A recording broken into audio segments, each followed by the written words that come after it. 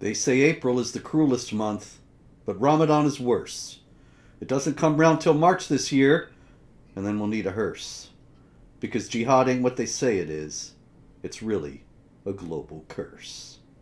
And that's why we're here, ladies and gentlemen, with another thrilling episode of This Week in Jihad with the one and only, the master of disaster, David Wood himself, the scourge of Islamic apologists everywhere. David, good evening. Yeah, I would just like to issue this as a challenge. I challenge all 1.6 billion Muslims in the world to come up with poems as great as Robert's. And if you can't, then you have to admit that everything he says is true, and you have to mindlessly accept anything he says, no matter how ridiculous, for the rest of your lives. And little side note on this contest: not only do you have to come up with something as good as Robert's poems, I'm going to judge the contest. Now notice, Robert, you're laughing at this. Any person in the world would laugh at that, and yet that's the main argument for Islam, right? That's it. Yep. If you don't believe in Muhammad, then come up with something like his chapters of the Quran. And if you can't, you have to admit that it's from God. Oh, by the way, we're going to judge the contest. It wouldn't really be hard at all. I miss surahlikeit.com. You know, that used to be such a great site. And they had all the surahs like it that everyone had produced. Oh, I probably shouldn't be blabbing this, but you know Brother Rashid, right? Sure. Yeah, brother Rashid knows a guy who's a former imam, but he's now an atheist, and he does the Quran recitations, and we're having him make some recitations of the actual Quran, and then of Ubay ibn Ka'b's lost surahs of the Quran. So the Surah 115 and Surah 116, which Ubay ibn Ka'b said are supposed to be in the Quran but are not in the Quran. And some imitations. Specifically, Rashid has a passage where an actual Arab medical doctor rewrote the stuff about the embryology stuff in the Quran to make it scientifically accurate, but he wrote it in the same style of the Quran. And then, so we're going to have a Quran reciter recite all of these so that we can actually put the challenge out there to people. Show us which one of these is better. And anyway, I think it's going to be a problem for the Quran, because even Muslims who say, no, we're the judges, they're going to have to explain why this is better than that, and so on. It's a beautiful thing.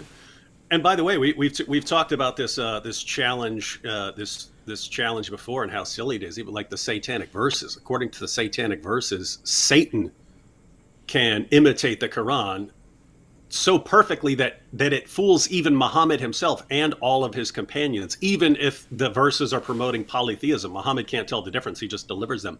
It's surah like it. Surah like it. Awesome stuff. Ooh, I got to add that to the list. We want the satanic verses recited with Allah, Alus, and Manat. We want that professionally recited, so we can see. Yeah, so we'll hear it, and we'll be like, wow, no wonder Muhammad fell for that. Those verses promoting prayer to pagan goddesses. It's so beautiful. It's so beautifully spoken. Yes. Surah like it or not. That's what you need. That's the site you need. Surah like it or not. Yes. That's the Quran, actually. Because like it or not. Yeah. Muhammad's Believe It or Don't. Exactly. Great comic book. Is that still online, David? I haven't seen that in years. I'm sure it's somewhere, yeah. Yeah. Used to be floating around everywhere, but that was, of course, 15 years ago now? Maybe more. Anyway, okay. Same old thing as always, David. The jihad really doesn't change. So shall we start off with the stupid infidels? Actually, no, wait. I've got to start with the Taliban in desk jobs. Did you see that story? Not at all. I'm hearing, oh man, this is the first I've heard about it. Very, very funny story. Unintentionally funny. coming out of the Afghanistan Analysts Network. They did an interview with a bunch of Taliban jihadis who they work in Kabul now, and they have to, okay, like this guy, he says, these days you have to go to the office before 8 a.m. and stay there till 4 p.m. If you don't, you're considered absent, and the wage for that day is cut off from your salary. I miss the days of jihad. And I thought... Just wake up in the afternoon, go slaughter some unbelievers in the name of Allah, take a few captives, rape them, There's go another back, thing. take a nap, get up, kill some more people. And it also occurred to me that all these guys whining about having to go sit behind desks and missing the jihad, not one of them, and there are quite a few guys interviewed in this story, not one of them, David, says, but of course, now my jihad is getting to the office on time and finishing my bureaucratic tasks. None of them seem to have gotten the memo from the Council on American-Islamic Relations. Yeah, you'd figure, like, why are we the targets of all the claims about reinterpreting jihad, right? Like why are people with the Council on American-Islamic Relations focused on just convincing us? They never seem to want to convince the actual jihadis that they're wrong about jihad. It's always us. It's always the people on the receiving end of jihad, not the people on the giving end of jihad. Very telling, yes. So we Very have weird. no, as Harbi Kafir says, we have no desk jihad. Yeah, but that's weird, isn't it? Like, I mean, it's almost like groups like CARE don't really care about unbelievers being slaughtered in the name of Allah. It's almost like they're just like running interference from keeping people talking about. I don't know. I can't go that far. That would be like a conspiracy or something. Inconceivable. All right, another story. We'll start off with well, we didn't start off, did we? But we're still early on in the proceedings this week, and we've got a horror story, David. Are you ready? I don't know. I don't want to give you nightmares. I don't know. I chicken out pretty easily, but we'll go ahead. This is bad. This is very bad. This is maybe one of the worst stories that we have ever reported on in This Week in Jihad. And so I hope you're steeled. All right, this comes out of the UK. I can barely stand even to tell you. My heart rate is like 500 beats per minute right now. David, a Muslim family ordered pizza and got pepperoni. Oh, whoa. I'll tell you what, we're going to need some rioting in the streets or something. But I mean, Yes. At the very least, this company needs to be humiliated, shamed, called Islamophobic, probably sued. But yeah, something's got to be done. Yeah. Well, this is, of course, the famed international chain Pizza Hut. And, well, I don't know why somebody would want to call them and order a pizza, but they did. And so they wanted delivery, but it got complicated. All right? Mahtab Alam. He calls up Pizza Hut. It's his son's birthday, okay? Mm-hmm. Son's birthday, let's get pizza. Okay, so they order 3 pizzas for 30 pounds. 30 pounds of what? Anyway, they order 3 pizzas. 1 margarita and 2 vegetarian sizzler pizzas. That sounds very, very severe. And It sounds disgusting. and the newspaper assures us they've seen the receipts. Okay, so this all checks out. Okay, so there's an investigation. Yeah. Oh, yeah. There's a Awesome. very Journalists are on the case, not on the case of grooming gangs and stuff like that, but Pizzagate. This is the new Pizzagate, I guess. yes, indeed. So, in the first place, there's a little bit of Islamophobia because they ordered the pizza at 6:30, and even though they're only 10 minutes away, they only live 10 minutes away from the Pizza Hut. It wasn't delivered till 7:40. That's obviously an Clearly Islamophobic attack. Islamophobic. Yeah. And That's every bit as bad as 9/11, if you ask me. But yeah, go ahead. it gets even weirder. It's just a weird story, David. Mahtab the loving father who's gotten these pizzas for his son's birthday, he's tired of waiting. So he goes to the store to pick up his order, but they tell him it's already out for delivery. So he goes back home, and it's there. And he's so hungry, Maktab Alam is so hungry when he gets home that he immediately wolfs down 2 slices. Doesn't look what's on it, though. Right. Doesn't he? And he doesn't even notice. He's so hungry. I do that too. He doesn't even notice that this is not just vegetarian stuff on his pizza, but pork. I mean, He doesn't even notice. I can't tell the difference between, green peppers and sausage, pepperoni, and any of that stuff either. It's all exactly the same. Yeah. Now, it's funny because, some Muslims will tell you that they ate pork accidentally and then they start vomiting. It's just so disgusting, so horrible to them. But this guy... I ate pork and now I'm addicted to it. I can't stop.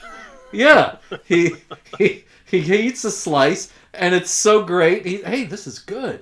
This is fantastic. There's something about this. Wolfs down another. Finally, his wife points out, honey, this is not the veggie pizza we ordered.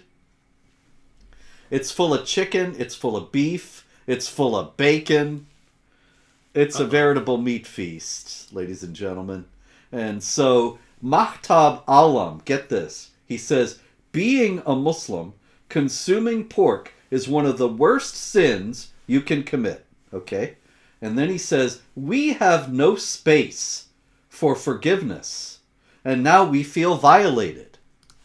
And I think, well, now you have, Mahtab, you have just confirmed what multitudes of Christian apologists have pointed out over the years, that Islam has no forgiveness, no redemption. All you can do is just try to outweigh all your sins by doing some great deed for Allah, which is why many jihadis go on jihad. And so who knows, this pizza could lead to jihad violence because he has no room for forgiveness. Yeah, there are all kinds of possibilities here. So, I mean, on the one hand, he might, since he's got a taste for it, it's like when an animal takes a bite out of a human and then gets a taste for human blood, right? Mm-hmm. And then it just has to have more. I mean, he might need to have more. He might even apostatize. And if he apostatizes because he likes the pork so much, the bacon so much, then his whole life's in danger and everyone around him is in danger. So there's that possibility. Then there's the possibility that as you've pointed out, that there's no forgiveness except for one guarantee: if he goes on a slaughtering spree, slaughtering unbelievers in the name of Allah. And whose fault will that be? Pizza Hut's.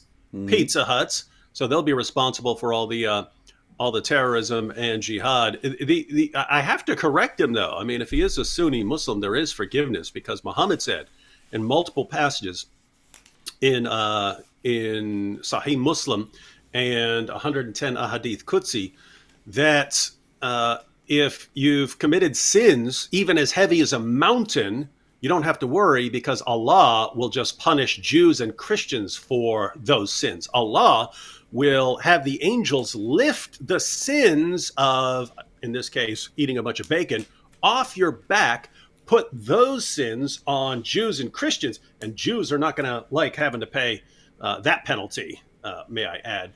And he'll punish he'll punish those Jews and Christians for things they didn't do, so that you can go to paradise and get all your virgins. And you Muslims who are watching, I'm sure you've never heard this, but your prophet said it. Sahih Muslim and 110 Ahadith Qudsi, Allah will punish Jews and Christians for your sins if you need forgiveness. So no one's obviously told him that. Someone needs to tell him that before he goes on a killing spree to get forgiveness. Indeed. He also said, this guy's a quote mine, this Mahtab Alam, the kind of blunder they made by serving a non-vegetarian pizza with pork to a Muslim family is morally and ethically wrong. And he could have just added right there, cha-ching. Anyway, they have contaminated our family and our house. So for that contamination, we know Pizza Hut is going to pay dearly. Oh yeah, and they're gonna have to go on a forgiveness spree to do something. But I mean, but no, I mean,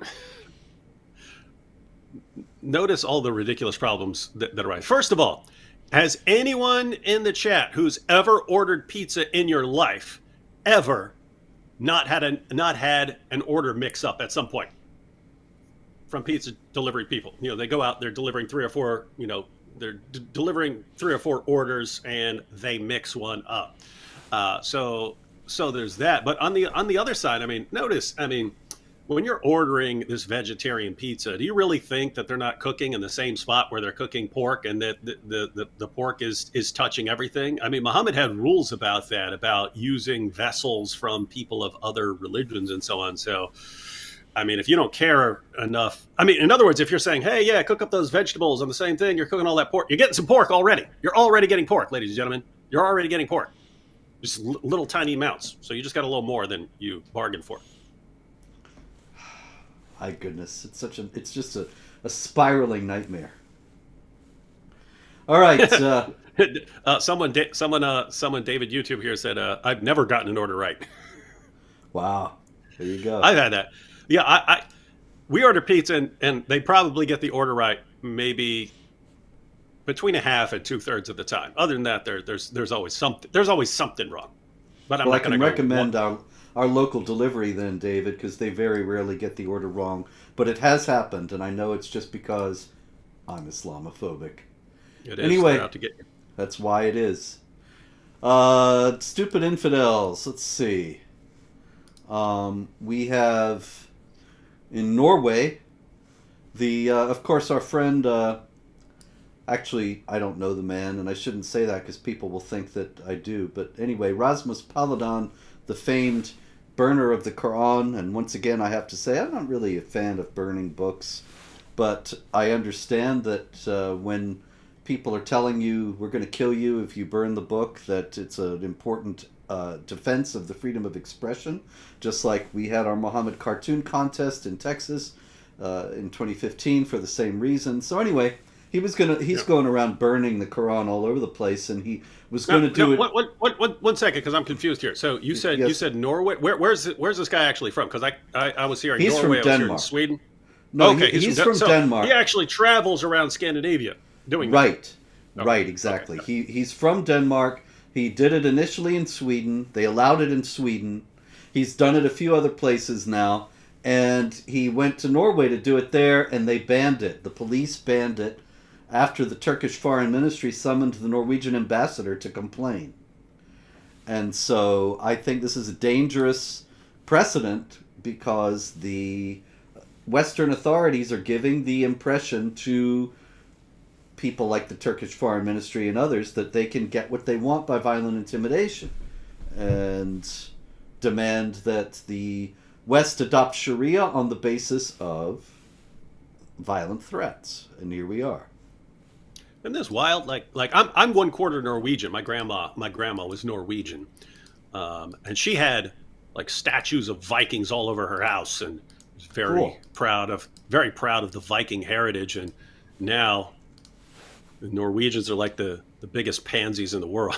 It's like what happened? Did all the tough people go out and die in battle or something? Like what happened to them?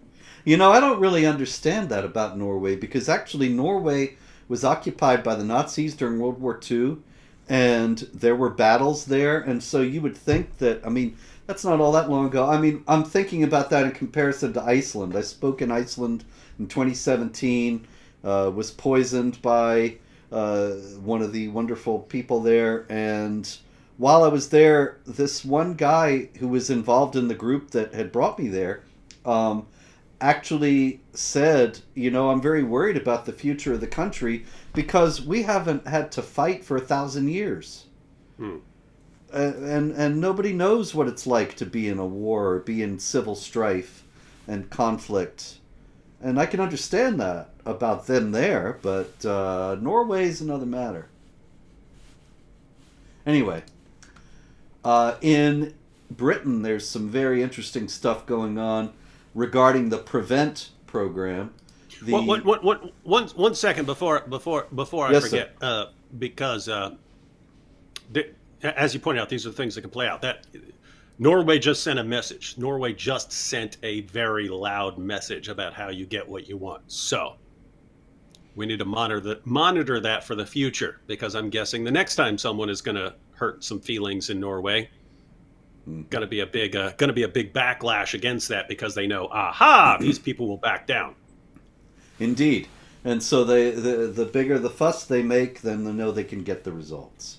Yeah, and notice, because this seems insanely obvious to us. The way to get them to stop being violent is to do the opposite of what they demand through violence, right? So in other words, if someone says, we're going to have a violent riot over this Quran burning, and say, okay, we're going to have 100 Quran burnings then. We don't want to. We don't want to. Most of us think that that's insane and idiotic. Otherwise, apart from you threatening to kill people over it.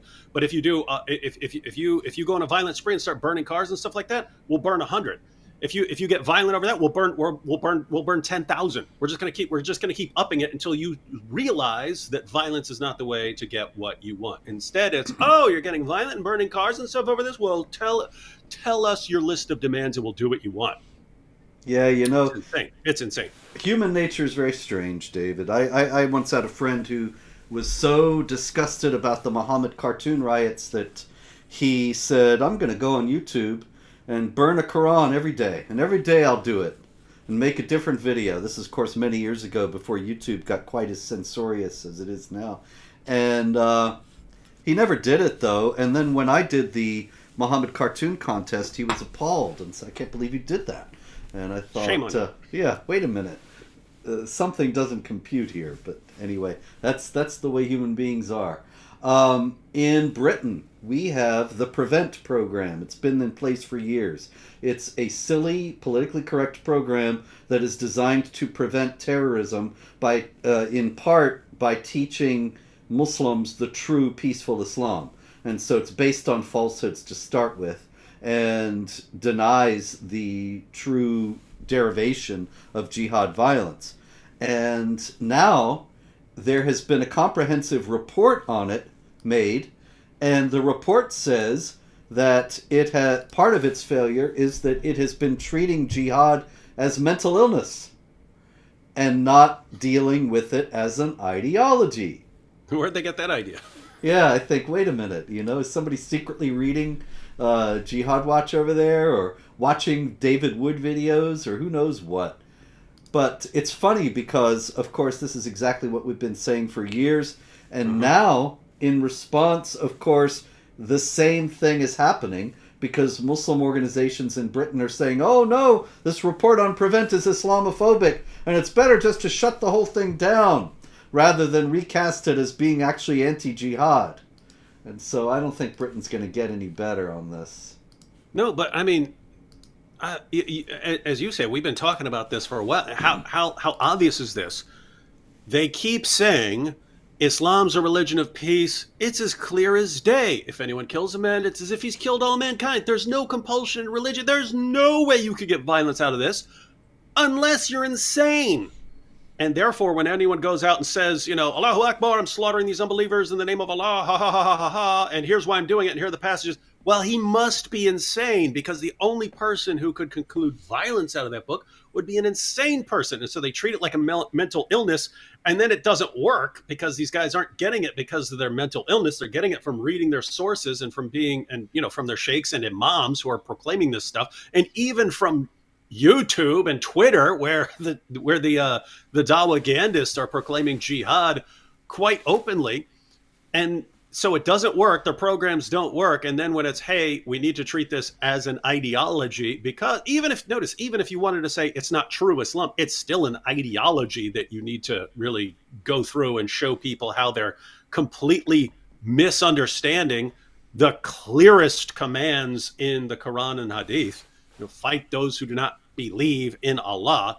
You have to go through and explain what those actually mean. But notice, even that you're dealing with an ideology, but they're not, because now it's a mental illness, and that they're finding out from the Muslim community, I guess, that either treat it like a mental illness, in which case Islam can never be blamed, or shut the whole thing down. That's it. That's all they've got. Wow, wow, wow, wow. Okay, the other big news this week after Pizzagate and Prevent is Salman Rushdie has broken his silence after he was stabbed 15 times by a jihadi in August 2022. And pictures were released of him. He has lost 40 pounds. He has lost the use of his right eye. As David said on Twitter, he has gone full Dajjal. He's going And full Dajjal. I was actually really glad to see him because we went so long without hearing anything from him that I started thinking like maybe they're not letting on how bad yes, things are. Like maybe he's in a coma or something like that. Or so it's actually good that he posted a picture and looks. I think see, we recorded you as Salman Rushdie, which I'll probably release that next week. But didn't we get the wrong eye? Because we had to guess. We didn't know which eye. oh, maybe so. Yeah, we got the wrong eye. We eventually covered one of your eyes. Yeah, Yeah, I think yeah. we covered the wrong one, so our bad. Oh well, Yeah. Salman is maybe he'll put out a fatwa on us. Yeah, if he complains, we'll say, be happy to record one with him. Yes, but anyway, why am I bringing up Salman Rushdie in connection with stupid infidels? Because of the Daily Mail. The Daily Mail is a paper in Britain, and it is the most irritating and maddening paper maybe on the planet. It really bugs me personally, David, and I'll tell you, it's because in the first place, the Daily Mail is one of the best papers in the Western world for coverage of individual jihad attacks.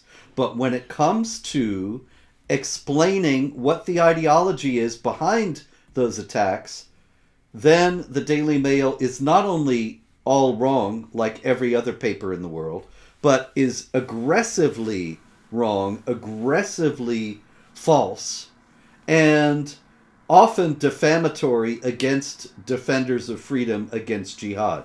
But anyway, in talking about Rushdie, big lavish piece, pictures of Rushdie, he breaks his silence, he talks about how he's doing, etc., etc., etc., and then it says, Hadi Matar, the man who stabbed him, his motives are unclear. Maybe got a bad pizza. Nobody's motives are clearer in the entire history of stabbings than Hadi Matar's. Correct. There is nobody that we can be surer of as to why he did it. Hadi Matar said that he did not like Salman Rushdie because Salman Rushdie had insulted Islam. Hadi Matar said that he admired the Ayatollah Khomeini, who had issued the fatwa saying that Rushdie should be killed for the satanic verses. It's absolutely clear why he stabbed Rushdie. And the Daily Mail, which I often call the worst paper in the Western world because of things like this, says his motives are unclear. That is, I believe, a dereliction of their public duty to actually report the news. It's actively counterproductive. Yeah, that's pretty terrible. I mean, if I'm some sort of enforcer and you order me, promise me a reward for going and do something, and then I say, okay, I'll do it because you're my hero, and then I go and do it, and then I explain why I'm doing it, and then you say, we have no clue why this guy did anything. That's anyway. That's it, man. It's not just the Daily Mail. That's like journalism today in a nutshell. Yes, it's just that I saw this as a particular example, and so that's why the Mail's in for it tonight. Also, we have in Germany Norddeutscher Rundfunk, which is the public broadcaster. Norddeutscher Rundfunk. And sorry, German sometimes just gets to me, you know. It is really funny sounding, isn't it? Yeah, yeah. That's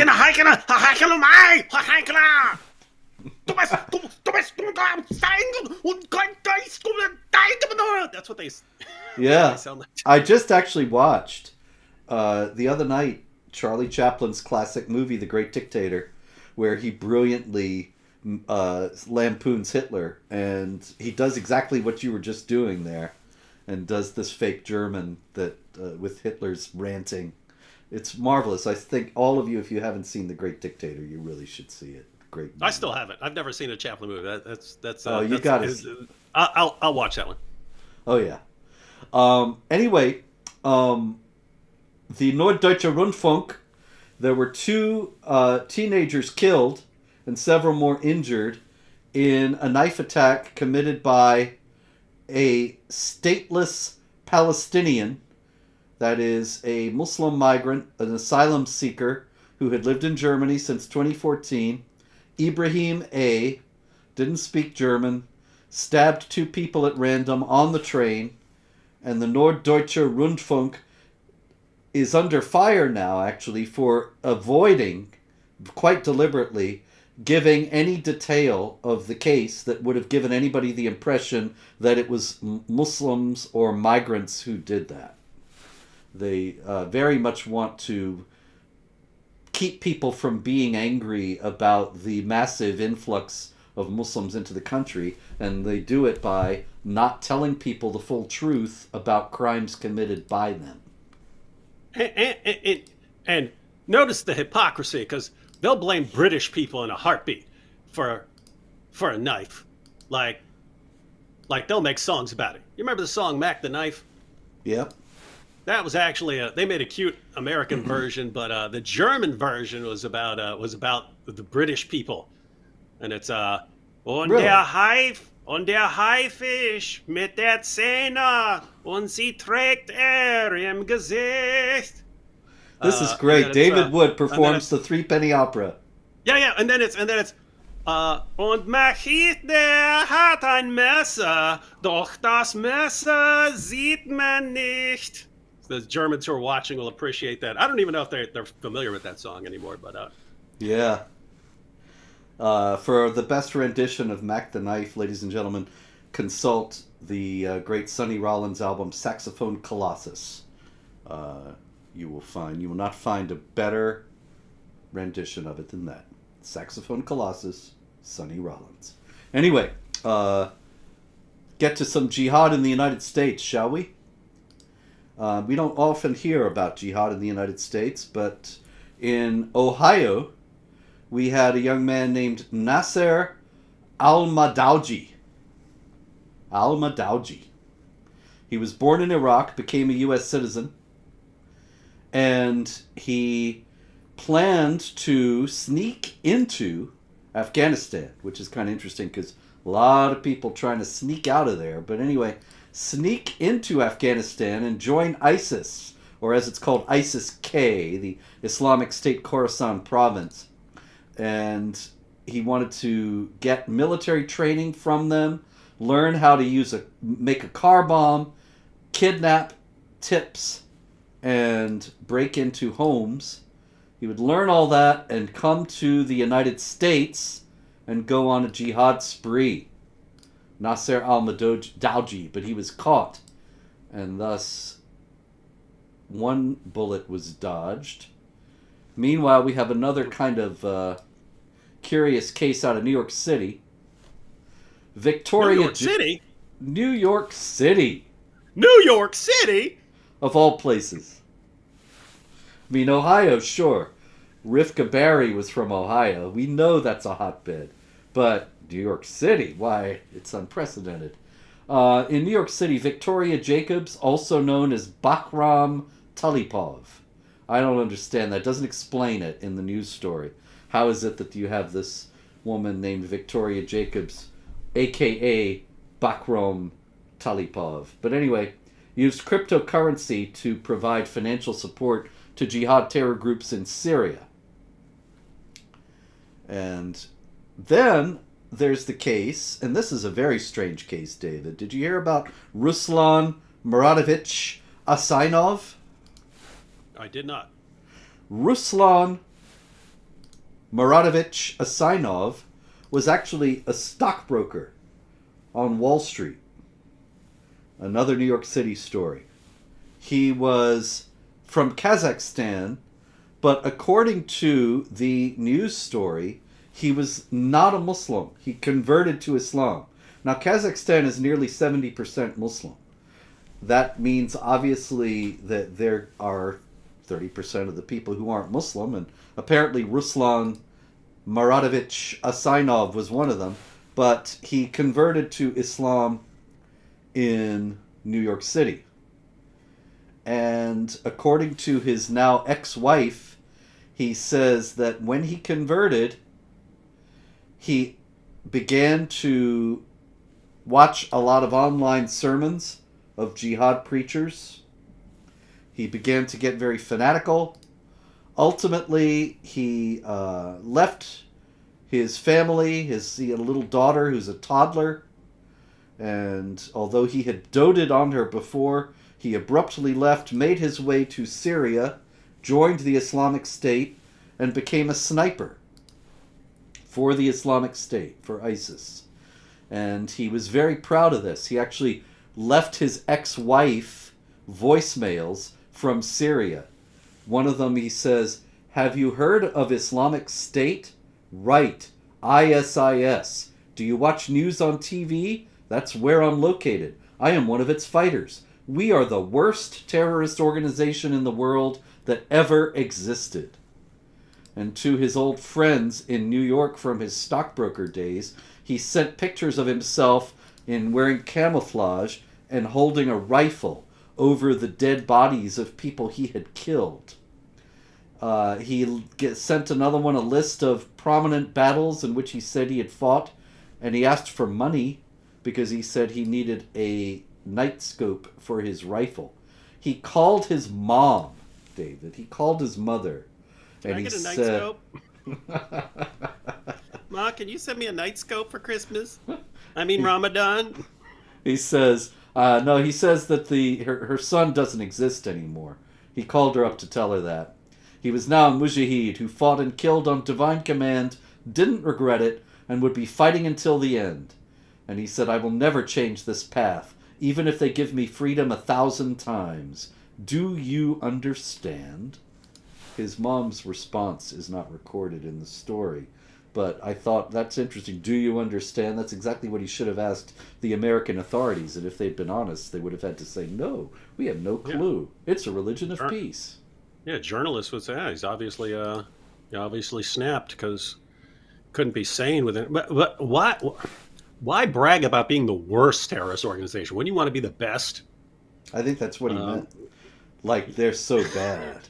No, I know. They are so bad. There's that. Another problem with this story that you just told is I remember hearing years ago that jihad is the fault of poverty. That people are in poverty and therefore they turn to jihad because there's no other way out. But this guy's a stockbroker. Maybe not being a good enough stockbroker is a cause of jihad. And the other problem is he ordered pizza. It must have been. He got, and he couldn't resist the great New York pizza, and then they messed up his order.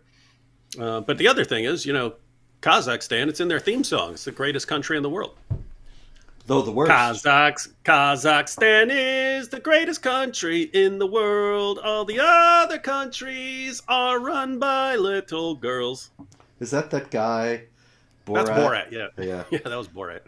Oh, quick comment here. JD said, "You must do Hitler meets Muhammad in the Boom Boom Room." Yeah. AP, the apostate prophet, already said he wants to play Hitler in the Boom Boom Room. I asked him if he could do a Hitler impression, and he said he's been doing a Hitler impression his entire life. So that's he grew up in Germany. Probably sounds like he grew up making fun of Hitler or something. So okay, I look forward to seeing that one. The Organization of Islamic Cooperation is very angry, and they want the West to adopt what they call severe countermeasures over the burning of the Quran. Every time there is the... You said they were mad, and I was like, aha, finally they're mad about terrorism. They're mad about what's going on in Iran with all these women being raped and killed. They're finally mad about the grooming gangs, but nope, it's Quran burning. Wow. Yep. Every time these things happen, the OIC uses it to push for Sharia blasphemy laws. And the West doesn't really understand that that's what's going on. That what we have here is an attempt by Sharia entities to intimidate the West into adopting Sharia restrictions on speech. And the problem is that Westerners are so susceptible to this kind of appeal. All right, we have a kind of strange low-level jihad in France, but I thought I'd mention it. Couple of guys in France, and they set fire to a garbage can.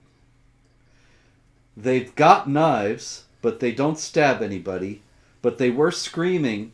What do you think they were yelling, David? Allahu Akbar against the garbage can.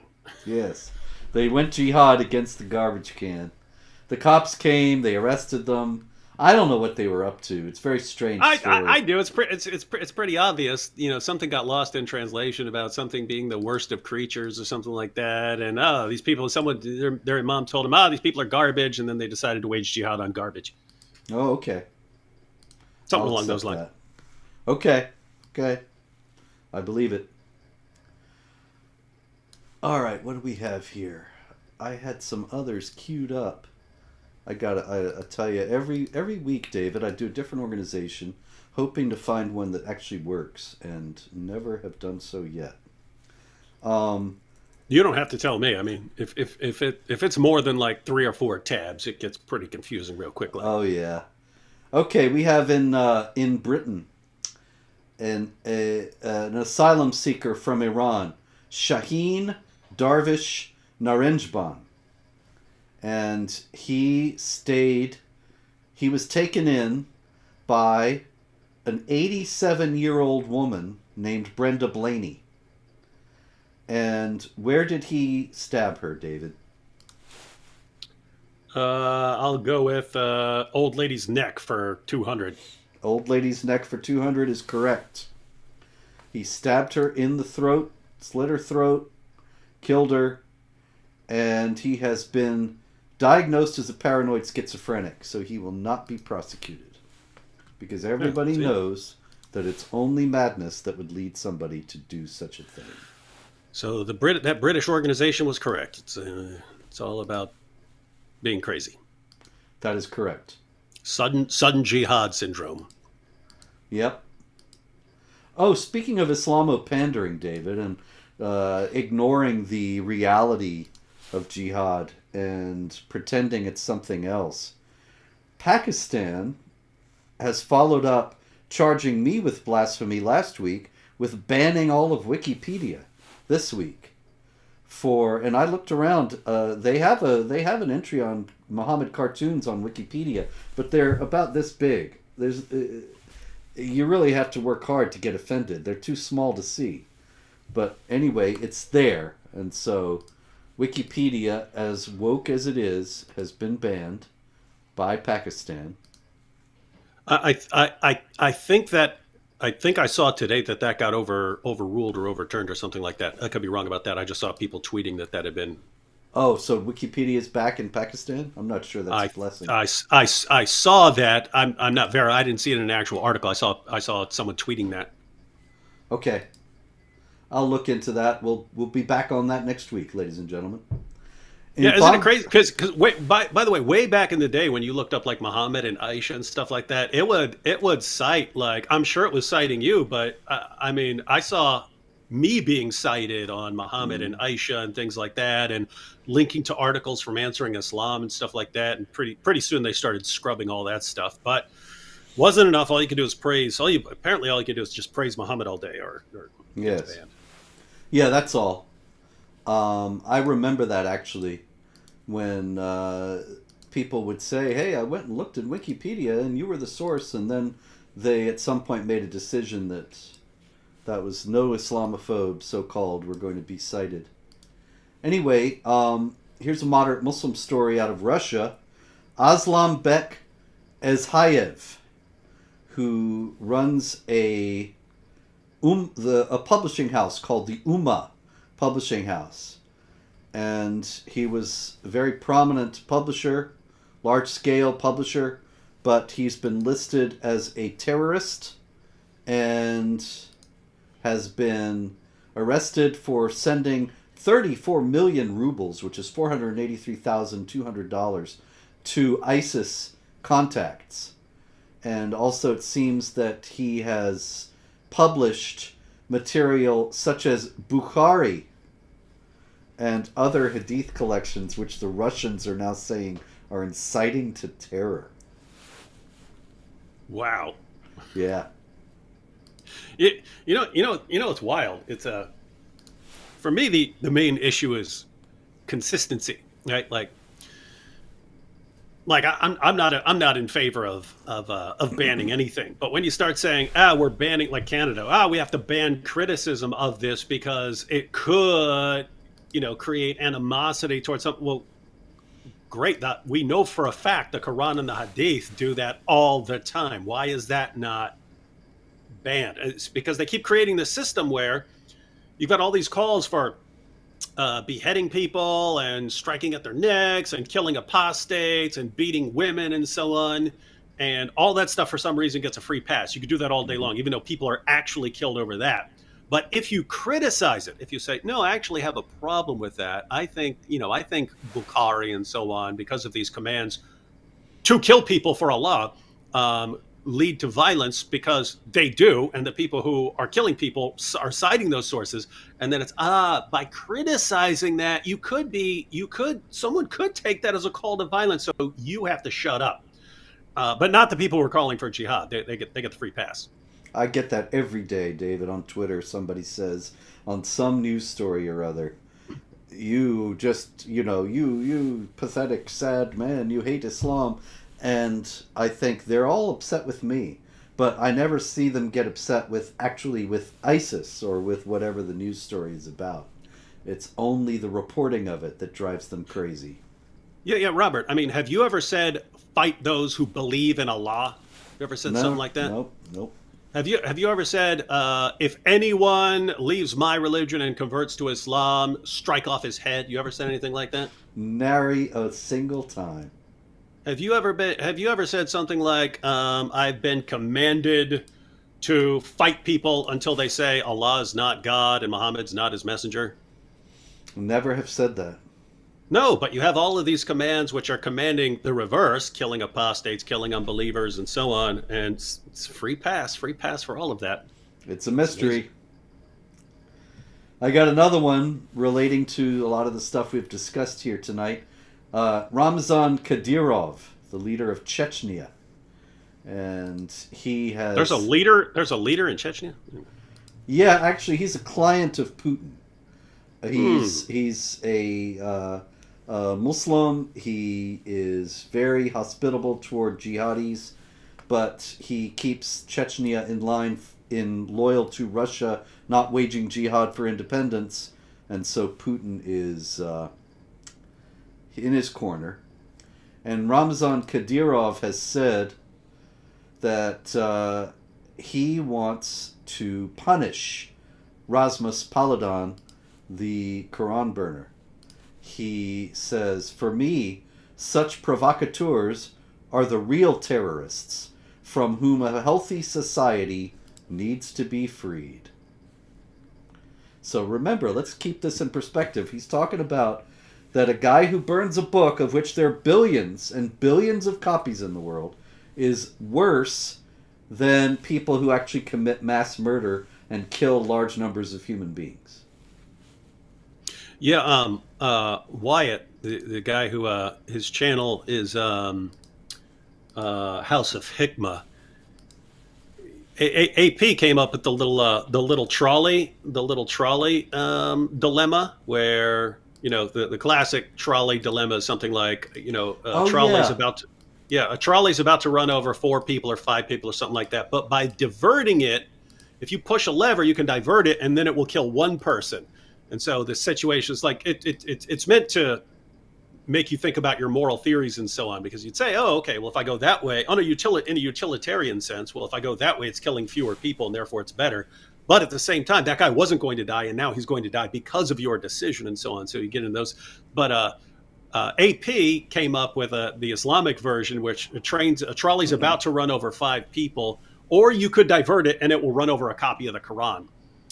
And so he came up with that, and then Wyatt posted it on Twitter, and it was something like, keep in mind, there's a bunch of non-Muslims responding as well, but something like 18% of people said run over the 5 people and not the copy of the Quran. And that should clue people into what certain people's real values are when they're saying, I would rather 5 people be killed than this book, as you pointed out, of which there are tons and tons and tons and tons of copies, gets run over.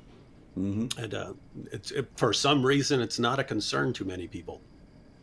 Indeed. Hey, David, did you hear about Majid Khan? Can you see the pictures?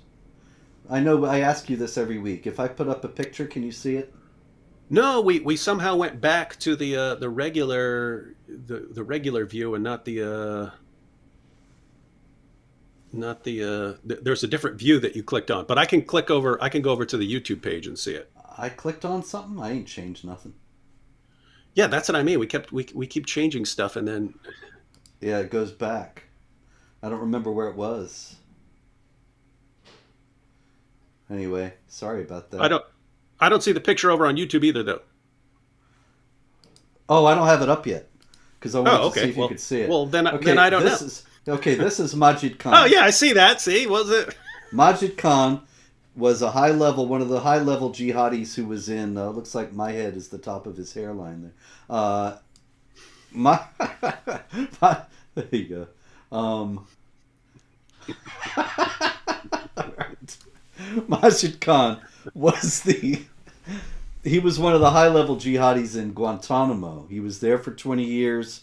He was involved in a jihad attack in Indonesia. Many people killed, etc., etc.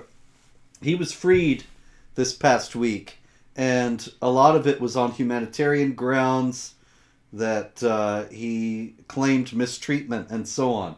And I tell you, the most interesting part of the story, as far as I'm concerned, is that he's claiming mistreatment and he's had such a terrible time. He's been in Guantanamo. That's Majid Khan in 2018, all right? And here's Majid in 2022. What? You see a difference there, besides that he lost his hair? Am I right? Does he not look like he's gained about 40 pounds in Gitmo? Yeah, that just proves they're force-feeding him. Yeah, he's a poor guy. Yeah. Probably pepperoni pizza. Yeah, they made him eat it. Yeah, more torture. Yes. All right. What else we got? We have, of course, as always, we have the violent jihad attacks every week. We would be remiss to leave them out. Burkina Faso, 28 people killed in 2 separate attacks by jihadis in the northern part of the country. Al-Qaeda and ISIS are both active there. That is near Nigeria. It's all in service of trying to establish a caliphate in West Africa. And then Al-Shabaab is trying to establish one in East Africa. And then you have another group, a separate group called Al-Shabaab as well, in Somalia. Not Somalia, in Mozambique. So that you have Southern Africa, East Africa, and West Africa. And none of them are being significantly challenged by the militaries in the area. It's pretty bad in the areas where they actually have 2 groups like Al-Qaeda and ISIS and so on, because then they compete for it. They compete for attention, yes. Which you get attention like by the more people you slaughter, and so you got all the people who aren't in one group or another. And these guys are trying to impress future recruits so that the future recruits see them and think, wow, they're really slaughtering people in the name of Allah. I want to go with them. Yep. So it's getting very bad. There, in Bangladesh, there were synchronized attacks on the night of February 4th. 14 Hindu temples attacked, vandalized, the idols broken. 14 separate Hindu temples all destroyed in one night in Bangladesh. This is the sort of thing that we read about in the history of jihad happening, where the idols are destroyed and then the pieces, as we discussed last week, strewn around the entrance to the mosque so that the Muslims will trample upon them. That is Bangladesh right now. That can't. Side note: that can't be true because I mean I hear from Muslims every day that they respect all religions. Yes, that's right. Yes, they would never do anything like draw a picture. All right. Meanwhile, also regarding pictures. The haram. Yes. Mahmoud al-Zahar, who is a senior official of Hamas, he said that what they really need to deal with these things like cartoonists and Quran burners is an international Islamic court. Now, doesn't that sound like a good idea? He said, I suggest establishing an international Islamic court with the participation of all the judges in the Arab, Islamic, and Western world. This court could confront the crimes that are being committed against Islam and the Muslims, and especially against our Prophet Muhammad, the Quran, and even Allah himself. This way we could draw a line that would deter every criminal. If we would place that criminal who burnt the Holy Quran on trial and issue the verdict that he deserves, execution, or another punishment, that would serve as a deterrent. This would be supported by the judges, the tribunals, as well as the nations. What do you think he's smoking, David? Yeah, if you had a court like that, then yeah, you might be able to intimidate people. But if you had a sane international court that would punish you for slaughtering people in the name of Allah, then the reverse would be true, and you would stop doing it. So what is all this ifs about? I mean, to be fair, there are nations who would go along with that. Canada and I thought that was wild, though. Like, does he not realize that we already know what the verdict is? Yeah. I know that because I was at the Muhammad cartoon contest that I've got the death penalty. Rasmus Paludan, I'm sure he knows that they want to kill him because he burned the Quran. Does Mahmoud al-Zahar really think that, if we do it, put this guy on trial in a courtroom, then it'll make a difference. Then he won't do it. And really, I mean, of course he knows it. And think about how stupid these guys are. He knows he's trying to get a reaction to show something about their religion, right? He's trying to show, hey guys, if you did this with, Plato's Republic, zero reaction. If you did it with the Bible, you get some Christians saying, hey, what are you doing? But there's not going to be riots out in the streets. There is precisely one group and one book in the world where it's violence and calls for killing and slaughtering people and completely ignoring everything else that actually matters in the world. And he's trying to expose that, and they're just going along with it. I mean, imagine he went out and burned the Quran and no one cared, and there wasn't a peep out of anyone. He'd look like an idiot. He'd look like an idiot, right? Why are you burning that Quran? Because to show how violent it is. Yeah, but no one paid any attention. No one cares. Instead, it's burn this country to the ground and establish this international court where we can pronounce judgments and kill everyone who blasphemes our God, and down with all of your constitutions and your free speech and all your values. And he's just like, thank you. I'll see you again next week when I do the exact same thing. Exactly. And really, I mean, even when he gets shut down, he's exposing the governments that will not stand up for basic Western values. Indeed he is. There is no doubt about it. Okay, we can wrap up this week with Sheikh Abdullah Faisal, he's a Muslim cleric and an Islamic State recruiter who was found guilty of terrorist activities in New York City this past week. He called upon Muslims to cut the throats of unbelievers with machetes. Where did he get an idea like that, David? No clue. Probably you.